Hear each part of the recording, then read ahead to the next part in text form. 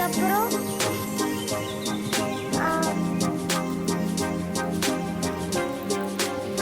திருஷ்டி பொட்டு வச்சிருக்கேன்.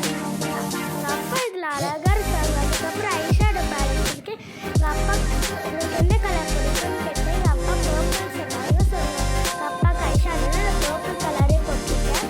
பர்பிள் கரெக்டாக கோல்டன் கலர் வச்சுருக்கேன். அது பக்கத்தில் வந்து ஒரு சீட்டுக்கு பிங்க் கலர் வச்சுருக்கேன். அதுக்கப்புறம் பக்கத்து ஐஷா கீழே வந்து கோல்டன் கலர் வச்சுருக்கேன். ஐஸ் கீழே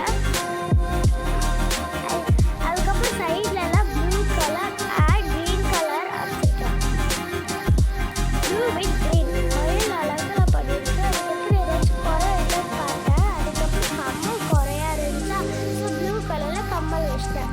அப்புறம் கீழே திருகணிலெல்லாம் எப்படி கோல்டன் கலரில் வச்சிட்டேன்.